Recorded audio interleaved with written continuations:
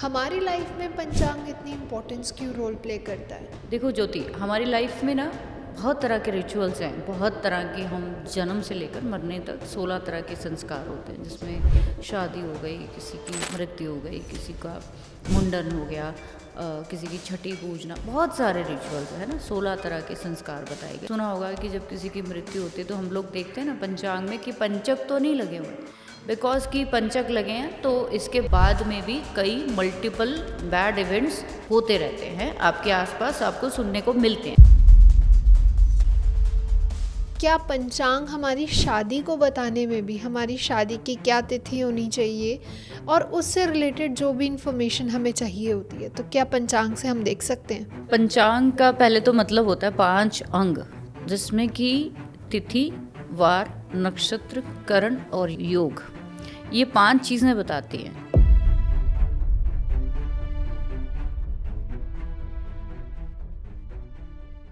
नमस्कार, मैं हूं एस्ट्रो रजनी। आप सभी के प्यार और सपोर्ट के लिए बहुत सारा धन्यवाद मेरी तरफ से।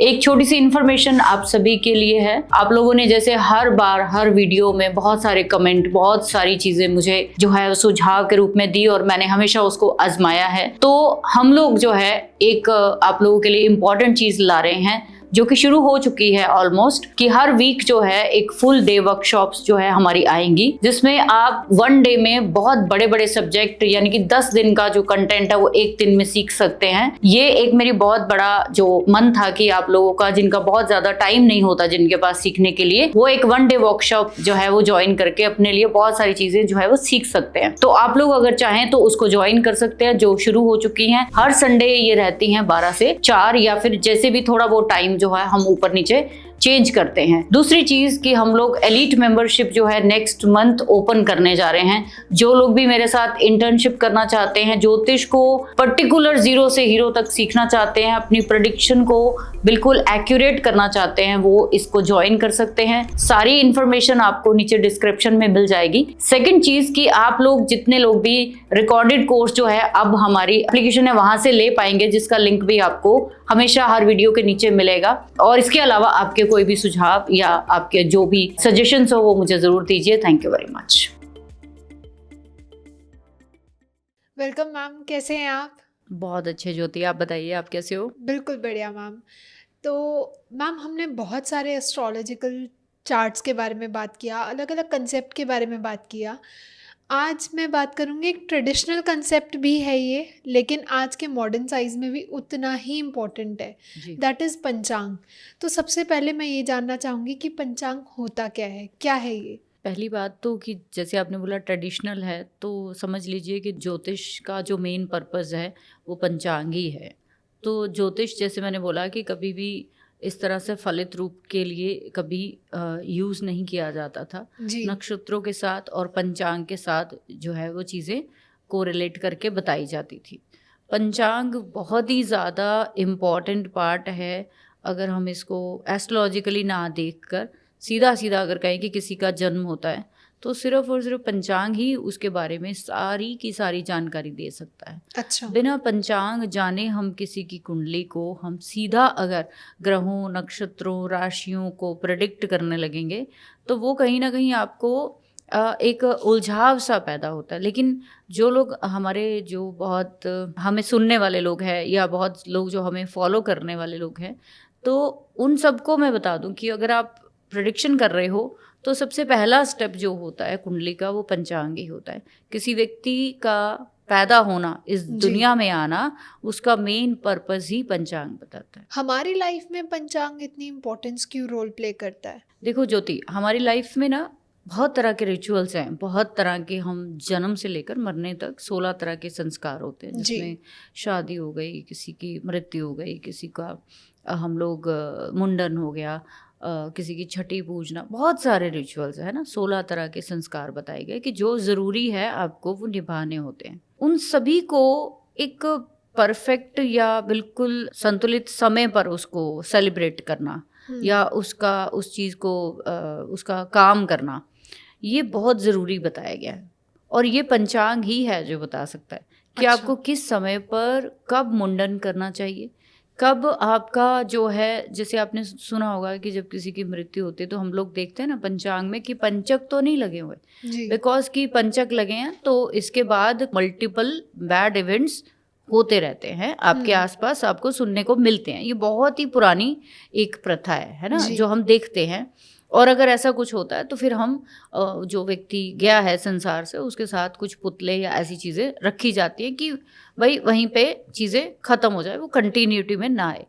अब सेम ये चीज़ कहाँ से पता करोगे आप? ये सिवाय पंचांग के आपको कोई नहीं बता सकता कि आपका जीवन में इस दुनिया में आना, इस मनुष्य योनि में आना, कहीं ना कहीं आपको बहुत तरह के संकेत आपको ये पंचांग देता है कि अगर इसको पुराने समय के हिसाब से देखें तो सिर्फ पुराने समय पर जो ज्योतिषी होते थे वो कुंडली से भी ज़्यादा पंचांग देखकर किसी व्यक्ति का भविष्य बताते थे। जी मैम।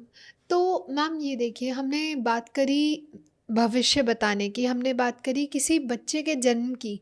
एक जन्म के बाद उसकी जब शादी होती है तो वो सबसे ज़्यादा इम्पोर्टेंट होती है, एक इवेंट है उसकी लाइफ में। तो क्या पंचांग हमारी शादी को बताने में भी, हमारी शादी की क्या तिथि होनी चाहिए और उससे रिलेटेड जो भी इंफॉर्मेशन हमें चाहिए होती है, तो क्या पंचांग से हम देख सकते हैं? पंचांग का पहले तो मतलब होता है 5 अंग, जिसमें कि तिथि, वार, नक्षत्र, करण और योग। ये 5 चीज़ें बताती हैं कि आपको जीवन में करियर कैसा करना है, आपकी रिलेशनशिप लोगों के साथ, स्पेशली आपके पार्टनर के साथ कैसी निभेगी। अच्छा। आपके जीवन में हेल्थ इशू कहाँ से आएंगे, आपके जीवन में जो डाउनफॉल्स है वो कहाँ से आएंगे, आप अपने इस जीवन में अपनी इच्छा पूर्ति कर पाएंगे या नहीं कर पाएंगे। तो आप देखिए कि अगर किसी के जीवन में शादी जैसी जो इवेंट होता है वो पहली बात तो सबके जीवन में घटित नहीं होता। तो जैसे हम लोग कहते हैं देश काल पात्र बहुत इम्पॉर्टेंट है। यूरोप साइड कहीं पे भी फॉरेन कंट्रीज़ में मैरिज नाम का कोई संस्था बहुत रिलायबल पहले से नहीं है। जी। ये संस्था जिसको हम विवाह कहते हैं वो हमारे इंडियन कम्युनिटी में और काफ़ी जो ईस्टर्न कंट्रीज़ है या इधर सारी कंट्रीज शादी बहुत कंपलसरी बताई जाती है। पंचांग में जो आपकी तिथि है, जो ये जो 5 अंग मैंने बताए, ये सारे एक एक एलिमेंट को रिप्रेजेंट करते हैं। ओके। जैसे तिथि जो है वो रिस्पॉन्सिबल होती है आपकी रिलेशनशिप के लिए, आपके इमोशंस के लिए। ऐसा क्यों? क्योंकि तिथि जो है वो सीधा सीधा जुड़ी हुई है जल तत्व के साथ। जल तत्व क्या होता है ज्योति, कि जैसे एक गिलास पानी का रखा है तो कहते हैं ना पानी के मॉलिक्यूल्स जो है वो आपकी हर चीज़ को एब्जॉर्व कर लेते हैं। आप अच्छा बोल रहे हो तो वो पानी काफ़ी दिन सड़ेगा नहीं, अगर आप बुरा बोल रहे हो तो उस पानी में से स्मेल आनी शुरू हो जाएगी। बिल्कुल सही। तो आपके जीवन में भी जो आपकी तिथि है, जैसे कि 30 तिथियां होती हैं, तो 15 कृष्ण पक्ष की, 15 शुक्ल पक्ष की। ज्योतिष में जो लोग आते हैं मोटा मोटा सबको पता है, लेकिन फिर भी पंचांग का यूटिलाइजेशन प्रेडिक्शन में नहीं करते हैं लोग। जो सबसे बड़ी गलती है, जो हमें कामयाब होने में सबसे बड़ा रोड़ा है हमारी ज़िंदगी में, कि आप ज्योतिष कर रहे हो लेकिन पंचांग के थ्रू आप नहीं जा रहे हो। अच्छा। तो जैसे मैंने बोला पहला स्टेप ही किसी भी ज्योतिषी का ये होना चाहिए कि पंचांग क्या है उसका, बाकी सब चीज़ें बाद में आएंगी। तो हम क्या करेंगे, उसके तिथि को हम समझेंगे। अगर वो शुक्ल पक्ष की हैं तो नेचुरल है, शुक्ल पक्ष होता है जब चंद्रमा बढ़ता हुआ होता है। कृष्ण पक्ष होता है जब पूर्णिमा के बाद वो घटना शुरू होता है। जी। आपकी क्या तिथि है? प्रतिपदा है, द्वितीया है, तृतीया है, चतुर्थी है, क्या है? हर एक तिथि एक अलग डीटी को डिनोट करती है, जैसे हर एक प्लैनेट को डिनोट करती है। जैसे फॉर एग्जाम्पल जो प्रतिपदा है वो सूर्य के साथ जुड़ी हुई है, जो द्वितीय तिथि है वो चंद्रमा के साथ जुड़ी हुई है, तृतीय तिथि मंगल के साथ जुड़ी है, चतुर्थी बुध के साथ जुड़ी है। आप ये सारी चीज़ें जो है वो हमें क्या बताती हैं कि तिथि, सिर्फ तिथि का लॉर्ड ही देखकर आप अंदाजा लगा सकते हो कि इस व्यक्ति के जीवन में रिलेशनशिप कैसी रहे। अच्छा। कोई जैसे कहते हैं ना इमोशनल ट्रॉमा जो झेलते हो, चाहे वो लव अफेयर में हो, चाहे वो आप मैरिज में हो, चाहे आप किसी के साथ भी हो, इमोशनल जो टर्बुलेंस होती है हमारी जिंदगी में वो तिथि ही बताती है। अगर आपके तिथि के लॉर्ड डिस्टर्ब हुए तो इमोशनल ट्रॉमा, टर्बुलेंस पूरी जिंदगी जो है वो झेलना पड़ेगा आपको, वो चलती रहेगी। वो चलती रहेगी। और आप जानते हो कि माँ बाप के साथ भी आप कुछ समय के बाद अलग हो जाते हो, आप बहन भाइयों से भी अलग हो जाते हो। एक पर्सन है जिसके साथ आप हमेशा रहते हो, ज़्यादा लॉन्ग टाइम अगर हम कहें तो रहोगे, वो है आपका पार्टनर। अब ये पार्टनर के साथ आपकी निभेगी कि नहीं निभेगी, आप उसके साथ अपना बैलेंस इमोशन जो है वो बना पाओगे कि नहीं बनाओगे, वो व्यक्ति के साथ आप जुड़ पाओगे कि नहीं जुड़ पाओगे, कौन बताएगा? तिथि का लॉर्ड बताएगा। तो इसलिए तिथि का जल तत्व के साथ जुड़ना ये बताता है कि आपके जीवन में रिश्ते आपको सुख कितना देंगे, आप उनसे कंफर्ट कितना ले पाओगे, आप उनके साथ जुड़ कितना पाओगे, आप उनको एब्जॉर्व कितना कर पाओगे। तो कितना ही इम्पॉर्टेंट है। आप सोचिए कि अगर किसी का तिथि लॉर्ड बिगड़ा हुआ है तो उसकी मैरिज में बहुत बहुत सारी प्रॉब्लम्स आपको दिखेंगी। तो मैम यही है, अगर मैं एक एस्पेक्ट आपको पूछूं कि अगर किसी की करियर में स्टेबिलिटी नहीं है, प्रॉब्लम्स आ रही हैं, हर्डल्स आ रहे हैं, तो क्या पंचांग उसको डिकोड करता है? बिल्कुल करता है। जैसे मैंने आपको बोला ना, पंचांग मतलब 5 भाग, आपकी जिंदगी के 5 भाग, फिर उसमें करियर भी है, हेल्थ भी है, रिलेशनशिप भी है, आपका नाम भी है, आपकी पास्ट की डिज़ायर भी है, सब कुछ पंचांग में ही है। इसको डिकोड आराम से कर सकते हैं। आज के समय में भी लोग सबसे ज़्यादा अगर मैं कहूँ कि जूझ रहे हैं, तो वो किस लिए जूझ रहे हैं? कि स्टेबिलिटी नहीं है। उन लोगों को ना ये नहीं पता है कि मुझे अपना काम या अपना प्रोफेशन किस तरह से जो है वो सेटल करना चाहिए।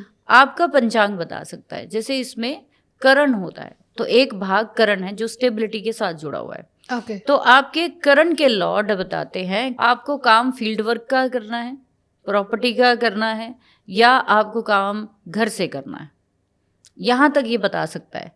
अगर ये आपके करण जो भी हैं, अगर आप उसके साथ मिल के काम नहीं करते हैं, जैसे एक घर करण है, तो घर करण क्या होता है? वो एक ऐसा करण है, कहा जाता है कि जिनका भी घर करण हो तो उनको एक जगह पर बैठ कर टिक कर काम करना चाहिए। अच्छा। अब ऐसा व्यक्ति अगर घूम फिर के फील्ड वर्क करने लग गया तो उसकी ज़िंदगी में करियर कभी स्टेबल होगा ही नहीं। तो आप सोच के देखिए कि सिर्फ करण आप देखकर अपने पंचांग में ये अंदाज़ा लगा सकते हो कि मेरा करियर स्टेबल क्यों नहीं है, या मेरे को अपने करियर में स्टेबिलिटी किस एरिया से कैसे मिल सकती है। तो आराम से आप करण के डीटी से या लॉर्ड से देख सकते हो। तो मैम जैसे लोग कहते हैं कि हमारे पास्ट लाइफ की कुछ ऐसी झलकियाँ आती हैं, तो क्या पंचांग डिकोड करता है कि पास्ट लाइफ में कुछ ऐसे ऋण हैं, कुछ ऐसे कर्म हैं हमारे जो रह गए थे अधूरे और इस लाइफ में हमें वो कंप्लीट करने हैं? डेफिनेटली अगर मैं कहूँ तो जैसे जब से मैंने पंचांग को यूटिलाइज करना शुरू किया, उसके बाद मैंने अपनी लाइफ में भी बहुत चेंज देखा और मेरे को रेमेडी करना भूल गई मैं। अच्छा। कहाँ हर चीज़ के लिए हम लोग भागते थे कि ये रेमेडी करनी है, वो रेमेडी करनी है, अब ये वाली दशा चल रही है तो अब ये करना है। बट आप देखिए कि हर व्यक्ति जो मनुष्य योनि में आया है, इवन कोई भी योनि में गया, तो पास्ट लाइफ के कोई कर्मों की वजह से ही हम लोग दोबारा रीबर्थ लेते रहे। बहुत सारे लोग आर्ग्यूमेंट करते हैं कि भाई रीबर्थ होता ही है, या कैसे आप जान सकते हो कि एक जानवर का जो है वो रीबर्थ हुआ है तो उसको अलग अलग योनियों में जाना है। तो हम इस बहस में नहीं पड़ेंगे। हम मनुष्य जाति में हैं, मनुष्य वर्ग में आए हैं, तो आप कोई ना कोई अपनी एक ऐसी इच्छा पूर्ति के लिए आए हो जो पंचांग बता सकता है। अब हमारे ये पंचांग में कैसे पता लगे कौन सी इच्छा को लेकर आए हो, क्या डिज़ायर लेके आए हो? तो ज्योति जो डिज़ायर होती है ना, वो वायु तत्व के साथ जोड़ी जाती है। अच्छा। और पंचांग में जो वायु तत्व के साथ जोड़ा गया अंग है वो है नक्षत्र। तो जैसे मेरा एक फेवरेट सब्जेक्ट है नक्षत्र, तो मैं इसके बिना कभी प्रिडिक्ट करना ही नहीं चाहती और ना मैं करती हूँ। तो मुझे विद इन 2 मिनट्स पता चल जाता है इस व्यक्ति का क्या सीन है और ये क्या करने के लिए आया है। आप देखिए कि आपके चार्ट में आपका चंद्रमा का जो नक्षत्र होता है, चंद्रमा का नक्षत्र है, वो आपकी पास्ट लाइफ की डिज़ायर को दिखाता है। अच्छा। आपको वहाँ पे बहुत कुछ आता था, करते करते छोड़ आए। अब वो चीज़ें हम किसी भी वजह से छोड़ सकते हैं, कोई जिम्मेदारी की वजह से छोड़ सकते हैं, हो सकता है हम अकाल मृत्यु में चले गए, या फिर हम कोई भी XYZ रीज़न हो सकता है कि वो चीज़ें अधूरी रह गई। आपको जैसे कहते हैं कि थाली तो आ गई थी सामने, बट चलने का समय हो गया, वो थाली रह गई। कोई आप देखिए कि आपका जन्म नक्षत्र जो है, जो आपको चंद्रमा का स्पेशली नक्षत्र है, वो आपकी दिखाता है वायु तत्व को, आपकी डिज़ायर को दिखाता है। आप कितना उड़ना चाहते हो, कहाँ से उड़ना चाहते हो, आप अपनी लाइफ में फेम कितना पाना चाहते हो। आपके पास अगर मैं कहूँ कि आपकी क्रिएटिविटी ज्योति क्या है, तो आपका जन्म नक्षत्र बताएगा आपकी क्रिएटिविटी क्या थी। अच्छा। आपकी महारत क्या थी पास्ट लाइफ में, वो आपका जन्म नक्षत्र ही बताता है। वो आपको डिकोड करने में ज़्यादा आसान है कि बाकी रेमेडीज़ करनी आसान है। पहले ये डिकोड करना। बिल्कुल, क्योंकि जो चीज़ आपको आती है, जो चीज़ आपने कर रखी है कई जन्मों से, वो आपको नक्षत्र ही बताता है। जी। तो अगर किसी बंदे को फेमस होना है, किसी बंदे को अपना करियर सेटल करना है, किसी भी बंदे को अपनी इच्छा पूर्ति के लिए काम करना है, तो मेरा सबसे पहला यही एडवाइस होती है कि प्लीज़ अपने जन्म नक्षत्र को आप देखिए, वो कौन सा है, वो आपको बताता है कि आपको इस जन्म में क्या काम करना है, अच्छा। आप क्या अधूरा काम पूरा करने के लिए आए हो। तो ये कुछ ऐसी चीज़ें हैं जो हमें साफ साफ बता सकती हैं कि आपकी लाइफ में डिज़ायर फुलफिलमेंट जो करने आए हो, कहाँ से करने आए हो। तो है ना अच्छा। ब्यूटीफुल चीज़ कि बिल्कुल। आप पंचांग के पांचों अंगों से अपनी एक एक चीज़ को डिकोड करके हर प्रॉब्लम को सॉल्व कर सकते हो। बिल्कुल मैम, बिल्कुल। एक जब हम नक्षत्र की बात कर ही रहे हैं तो एक और नक्षत्र आता है जिसे हम कहते हैं गंडमूल नक्षत्र। सबसे बुरा माना जाता है। कहते हैं गंडमूल में जो पैदा होता है बच्चा, वो बहुत ज़्यादा ज़िद्दी होता है, अड़ियल होता है, बीमार बहुत ज़्यादा रहता है। तो पहले तो हम इस नक्षत्र के बारे में जानेंगे और क्या पंचांग से हम इसे देख सकते हैं, इस बारे में भी बात करते हैं। पहली बात तो गंडमूल नक्षत्र होते कौन से वो मैं बता दूं, ताकि बहुत सारे लोग नए हैं उनको नहीं पता होता है। तो गंडमूल नक्षत्र 6 होते हैं। 3 होते हैं केतु के नक्षत्र, जिसको हम अश्वनी, मूला और मघा बोलते हैं।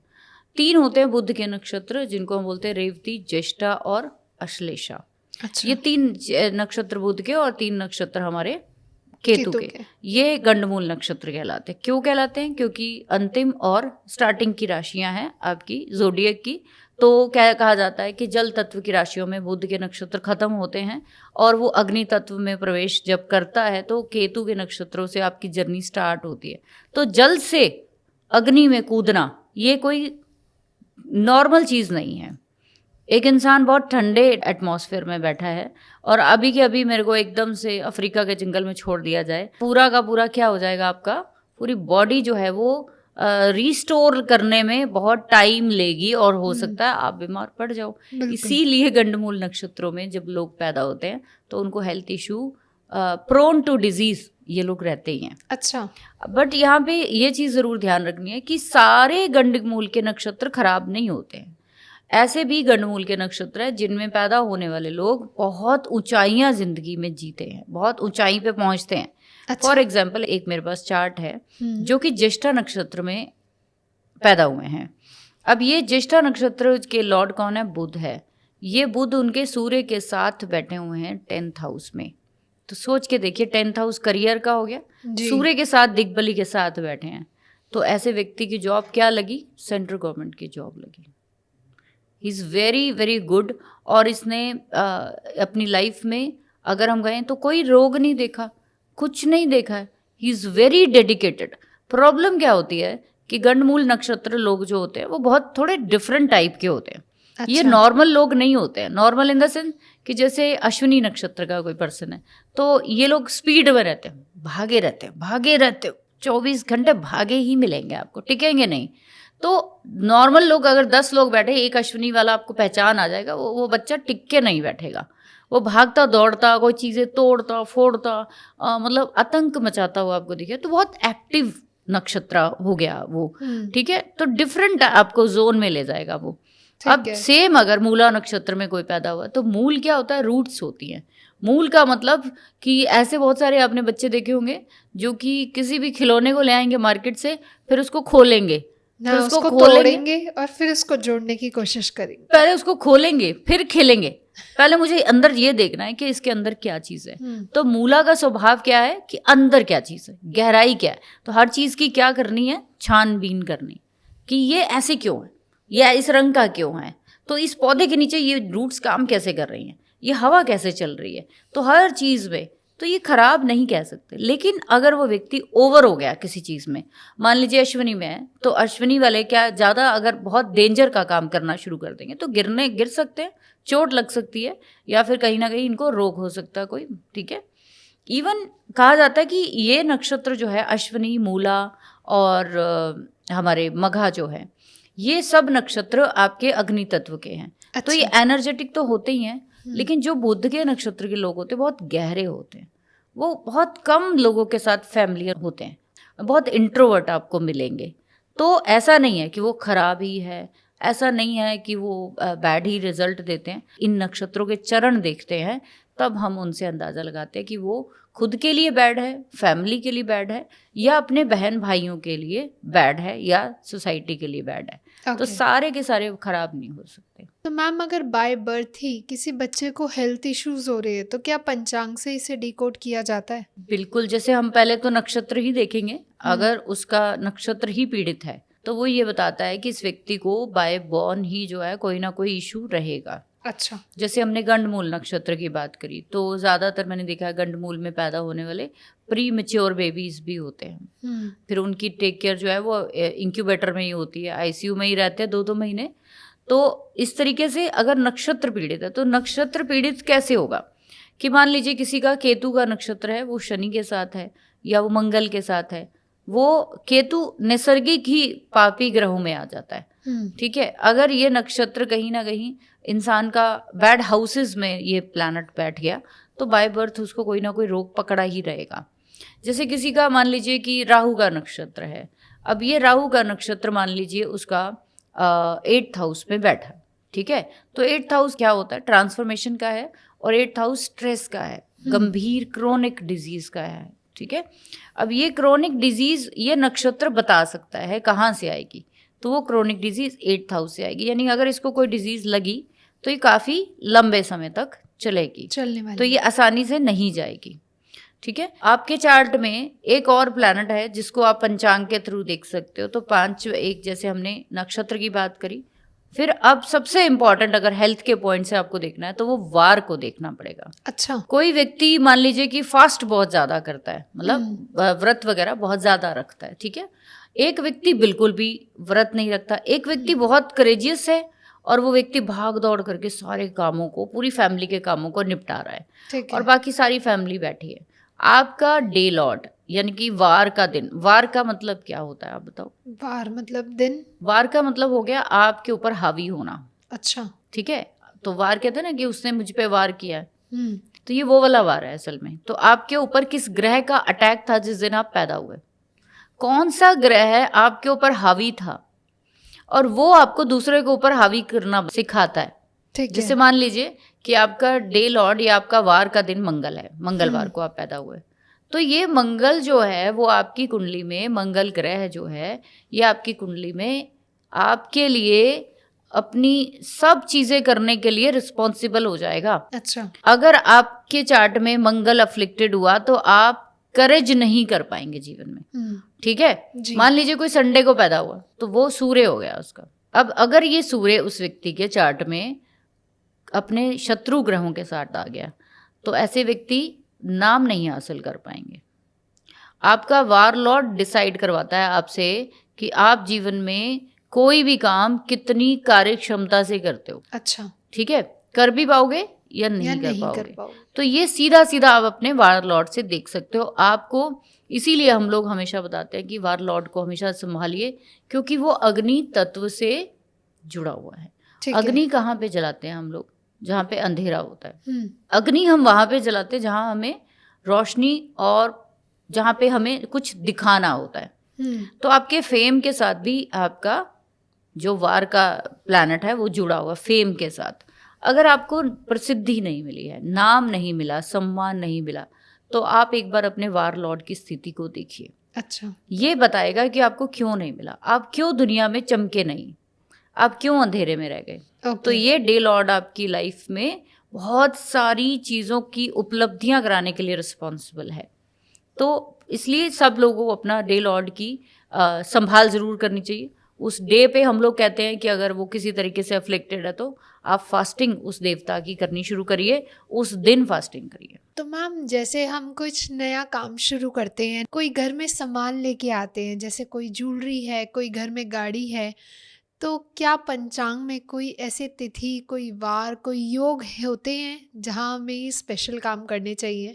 उनका चुनाव करके उन दिनों का, उन तिथियों का आप अपनी लाइफ में बहुत सारे काम कर सकते हो। जैसे कि अगर इन जनरल किसी को कुछ नहीं पता है कि मुझे कोई तिथि पंचांग का 5 अंगों का ज़्यादा नॉलेज नहीं है, तो आप डेली देखेंगे कि एक अभिजीत मुहूर्त जो है वो आता है दोपहर को 12 बजे के आसपास आता है। जैसे हमारे सिखों में कहा गया है कि जो शादी है वो 12 बजे तक वो निपट जानी चाहिए। ठीक है, तो बहुत सारे हमारे ऐसे रिचुअल्स हैं जो कि 12 से 12:30 के बीच में ये सारे काम आपके हो जाने चाहिए, उसके बाद बुरा माना जाता है। जैसे हम हवन वगैरह कराते हैं। यस, तो हम बोलते हैं ना कि 12 बजे तक निपटा लो, तो उस समय तक आपका जो आप करते करते 12 12:30 तक आपका वो टाइम पीरियड होता है कि आपको कोई भी ज़रूरी काम करना है तो अभिजीत मुहूर्त आप पंचांग में देखकर उसमें यूटिलाइज कर सकते हो। सेकंड चीज़ कि मान लो आपने गाड़ी लानी है, आपने घर के लिए कुछ करना है, आपने वास्तु की रेमेडीज़ करनी है, इवन आपने अपने लिए कोई रेमेडी करनी है, तो आप चुनाव करिए गुरु पुष्य नक्षत्र का या रवि पुष्य नक्षत्र का। ठीक है, ये कुछ ऐसे कॉम्बिनेशन है कि वीरवार को जब ये नक्षत्र ये कॉम्बिनेशन बनेगा या रविवार को बनेगा, तो जब भी पुष्य नक्षत्र रविवार को या थर्सडे को आएगा तो ये नक्षत्र के जो योग है ये बनते हैं। ये सबसे ज़्यादा पावरफुल योगास माने जाते हैं कि आप अगर इस दिन कोई काम करते हो ना तो आपकी ज़िंदगी में सफलता ज़रूर मिलती है। जैसे मैं इन जनरल बोलती हूँ कि मान लीजिए आपने लोन लेना है, ठीक है, अब लोन लेने के लिए कहा जाता है कि बुधवार सबसे बेस्ट रहता है जी। ठीक है, अगर आपको लोन ख़त्म करना तो आप मंगलवार को शुरू करिए। तो कुछ दिन ही ऐसे हैं, जैसे मंगलवार जो है वो सबसे हावी दिन माना जाता है। तो मंगल क्या होता है? सेनापति है, मंगल फायर है, अग्नि है, और मंगल आपकी सारी चिंताओं का नाश करने वाले हनुमान जी हैं। ठीक है, तो ऐसा कहा जाता है कि अगर मंगलवार को आप अपनी किस्तें कटवानी शुरू करो अपने लोन्स की या कुछ, ये मैंने खुद भी आजमाया है ज्योति अपनी लाइफ में। अच्छा। कि जब मैंने इस तरीके से करना शुरू किया तो भाई विद इन फ्यू मंथ सब चीज़ें जो है वो आपकी डिक्लाइन हो जाती, ख़त्म होनी शुरू हो जाती, सब बैलेंस सब ख़त्म हो जाएगा। बैलेंस तो चाहिए नहीं ना, जब आपको कर्जा ख़त्म करना तो फिर आप उससे मुक्ति चाहते हो। बिल्कुल। तो मुक्ति कौन दिलाता है? तो ऋणहर्ता जो है वो यही है। लेकिन अगर आपको किसी अच्छी चीज़ के लिए लोन लेना ही है, पढ़ाई हो गई, घर हो गया, गाड़ी हो गई, तो बुधवार को कंसीडर करिए। अच्छा। ठीक है, अब इसके साथ साथ जैसे मैंने रवि पुष्य और गुरु पुष्य नक्षत्र बताए हैं, ये वो नक्षत्र है जो निसर्गिक इतने शुभ ग्रह हैं कि आप उसका अंदाज़ा नहीं लगा सकते जी। तो इस तरीके से बहुत सारे साल में ऐसे बार बार चीज़ें आती रहती हैं। जैसे मान लीजिए मंत्र सिद्धि करनी है तो हम क्या बोलते हैं कि जो 9 दिन नव दुर्गा के होते हैं, 4 तरह की हमारे नवरात्रे आते हैं, तो गुप्त नवरात्रों में आप इसकी सिद्धि कर सकते हैं। तो वो निसर्गिक ऐसा कालखंड चल रहा होता है, ऐसी तिथियां चल रही होती हैं, निसर्गिक ऐसे पंचांग के हिसाब से सिस्टम बना होता है कि उसमें किया गया कार्य सिद्ध होना ही होना है। ठीक, अब नेक्स्ट जैसे हम दिवाली पे बोलते हैं कि दिवाली पे आप मंत्र सिद्धि कर लो, यंत्र सिद्धि कर लो। अगर आप उस समय कोई भी मंत्र सिद्धि करते हो तो वो जो आपका 6 महीने लगने हैं वो आप शायद 3 दिन में काम कर लोगे। अच्छा। तो पंचांग के हिसाब से ही सारा सिस्टम बना हुआ है। ठीक है, तो हम दिवाली को सबसे बड़ी अमावस्या मानते हैं जी। लेकिन वो अमावस्या जिसको हम सबसे बैड पितरों के साथ जोड़ते हैं कि ये बैड है, लेकिन उसके साथ देखिए कि सबसे बड़ी जो सिद्धियां होती हैं वो अमावस्या पे ही होती हैं। बिल्कुल सही। ठीक है, तो कोई भी चीज़ बुरी नहीं है, आप करना क्या चाहते हो वो उस पर डिपेंड कर। बिल्कुल मैम, जैसे अभी आपने कहा था कि पंचांग को 5 भावों में बांटा जाता है, तिथि, वार, योग, नक्षत्र और कर्ण। तो मैम पंचांग के इन 5 भावों को अगर हमें अपनी लाइफ में एक वर्ड में अगर डिकोड करना हो तो कैसे हम इसे समझेंगे? तो नक्षत्र जो है वो राजा की तरह काम करता है, तिथि जो है उसकी रानी की तरह काम करती है, अच्छा। जो वार है वो सेनापति की तरह काम करता है, और जो आपका योग है वो मंत्री की तरह काम करता है, और जो आपका करण है वो एक तरह का सेवक है। अच्छा। तो सेवा, सर्विस। तो आप अगर इनको वन वर्ड में इम्पोर्टेंस देखोगे इनकी, तो सबकी अपनी जगह बहुत ज़्यादा बड़ी इम्पोर्टेंस है। तो मैम अगर किसी को पैसों से जुड़े काम करने हैं तो उन्हें कौन से योग में करने चाहिए? सबसे पहले अमृत सिद्धि योग आता है, सर्वार्थ सिद्धि योग आता है, और इसके साथ साथ रवि पुष्य जो योग बनता है उस दिन। ये 3 योगास ऐसे हैं जिसमें कि पैसे से जुड़े हुए आपको सारे काम करने चाहिए, इसके अलावा किसी में नहीं करना चाहिए। मुहूर्त से रिलेटेड पंचांग में सबसे इम्पोर्टेंट चीज़ क्या देखी जाती है? सबसे इम्पॉर्टेंट चीज़ ज्योति हम यहाँ पे देखते हैं चंद्रमा को। जब भी किसी मुहूर्त निकाला जाता है किसी चीज़ का तो चंद्रमा की स्थिति देखी जाती है। चंद्रमा उस समय पर जो है वो खराब नहीं होना चाहिए, 6, 8, 12 भावों में नहीं होना चाहिए। ठीक है। ठीक है, जो भी आप कार्य करने जा रहे हो उस समय चंद्रमा की स्थिति तय करती है कि ये कार्य के बाद आपको सुख, आराम या आपको इससे फ़ायदा कितना मिलेगा। तो अच्छा। चंद्रमा को सबसे पहले कंसीडर करना चाहिए। आप कोई भी मुहूर्त अगर लेने जा रहे हैं, मान ले आपने बहुत अच्छी तिथि निकाल ली, ठीक है, जी। आपने रवि पुष्य दिन भी निकाल लिए, योग भी निकाल लिए, लेकिन उस दिन अगर चंद्रमा खराब भावों से गोचर कर रहा हुआ तो फिर आपके लिए बहुत दिक्कत हो सकती है। तो आप पर्टिकुलर देखिए किस लगन में वो चीज़ करने जा रहे हो, ठीक है। तो वो एक बहुत ज़रूरी चीज़ है कि चंद्रमा की स्थिति असल में एक अच्छे मुहूर्त को और अच्छा बेटर बना देती है। तो मैम कई लोग होते हैं ना जो वो मेडिसिन बहुत ट्राई करते हैं, लेते हैं, लेकिन उन्हें असर नहीं होता, या बार बार फ्रीक्वेंटली डॉक्टर चेंज करते हैं लेकिन फिर भी उन्हें कोई आराम नहीं मिलता। तो क्या पंचांग की मदद से कोई ऐसे नक्षत्र, कोई ऐसे वार योग, कोई ऐसे हम देख सकते हैं स्पेशल डेज या टाइम पीरियड जहाँ पे हम मेडिसिन लें या फिर ट्रीटमेंट शुरू करें? तो सबसे पहले जो नक्षत्र आएगा ज्योति, वो अश्वनी, शतभिषा, पुष्य और हस्ता। अगर इन नक्षत्रों में आप अपनी मेडिसिन स्टार्ट करते हो या इस नक्षत्र में आप चलो ले आए हो डॉक्टर से, एटलीस्ट खाना ही इन नक्षत्रों में शुरू कर लीजिए, तो एटलीस्ट आपको बहुत जल्दी आपकी दवाई से मुक्ति मिल सकती है। ओके। तो मैम जैसे कि आपकी वर्कशॉप भी आ रही है पंचांग को लेकर, तो थोड़ा उसके बारे में बताइए। पंचांग, क्योंकि अब आज के समय में ना लोगों के पास ना इतना समय नहीं है कि कोई 10 दिन कोई सीखना नहीं चाहता या टाइम नहीं है, बहुत और जिम्मेदारियां लोगों के पास बहुत है। तो इसीलिए हम लोगों ने ये फॉर्मेट जो बनाया है 1 डे वर्कशॉप का, जो एवरी संडे हम लोग करते हैं, उसमें यही एक ऐसे सब्जेक्ट्स जो मैं उठा रही हूँ, वो इसलिए क्योंकि कहीं ना कहीं ये बहुत बहुत ज़्यादा इम्पॉर्टेंट है। ज्योतिष में काम करने के लिए ये बहुत इम्पॉर्टेंस है। आप 15 साल से पढ़ रहे हो, आप 10 साल से पढ़ रहे हो, आप 5 साल से पढ़ रहे हो, प्रिडिक्शन हमारा जो मेन मोटो है वो सामने वाले की प्रॉब्लम्स को रिकॉग्नाइज करना है।